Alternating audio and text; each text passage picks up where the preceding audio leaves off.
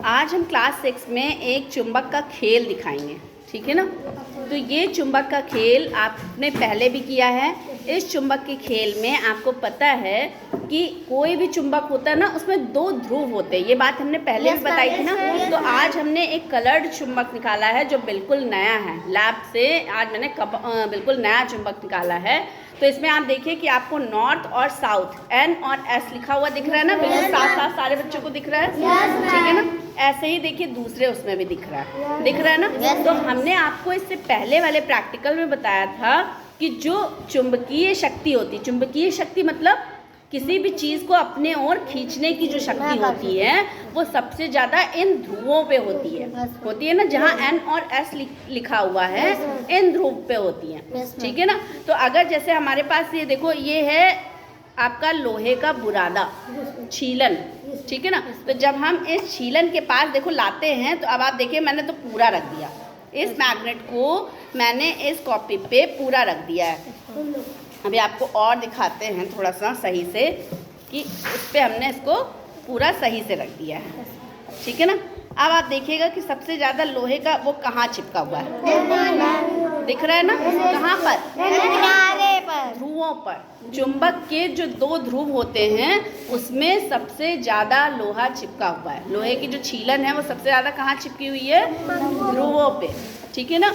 तो इसका मतलब, कहने का मतलब क्या है कि जो कोई भी चुंबक होता है उसकी चुंबकीय शक्ति सबसे ज़्यादा कहाँ होती है, ध्रुवों पे, यानी उत्तरी ध्रुव और दक्षिणी ध्रुव। ये बात सबको समझ में आ रही है।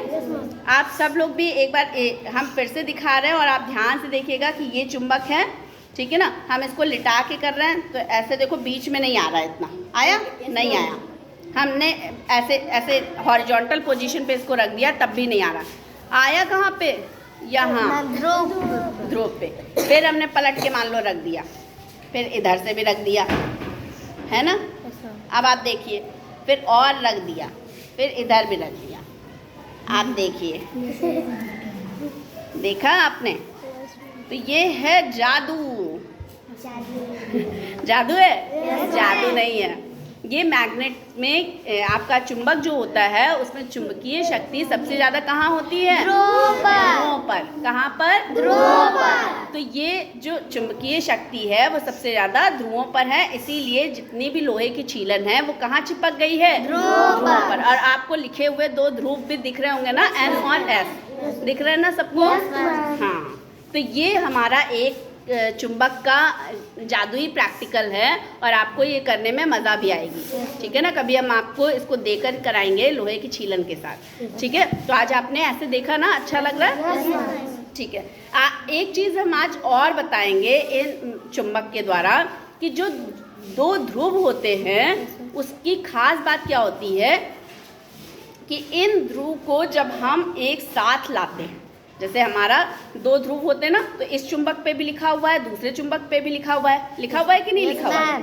तो जब कभी हम समान प्रकार के ध्रुवों को पास में लाते हैं, समान प्रकार के ध्रुव मतलब जैसे N और N, यानी आप उत्तरी ध्रुव पास में लाओगे तो क्या होगा। अब आप देखो करके, ये क्या हो रहा है, चिपक नहीं रहा है, आकर्षित नहीं कर रहा है। देखो इधर उधर अपने मन से भाग रहा है। कोई करके देखो, इधर आओ, क्या फील हो रहा है आपको, अपने आप क्या हो रहा है, भाग रहा है। Very good. जब हम समान प्रकार के ध्रुव यानी N और N अपने पास लाते हैं तो ये देखो अपने मन से, मैं नहीं कर रही हूँ, ये अपने मन से दूर जा रहे हैं। यानी समान प्रकार के ध्रुवों में हमेशा प्रतिकर्षण होता है, यानी दूर भागते हैं। और यही N के साथ जब हम S को लाएंगे तो ये देखो तुरंत अपनी ओर आकर्षित कर लेगा, दिख रहा है। तो कहने का मतलब ये है कि जब हम समान प्रकार के ध्रुवों को लाएंगे तो वो इधर उधर देखो भाग रहा है, ये हम नहीं कर रहे हैं, ये खुद से हो रहा है, ठीक है ना।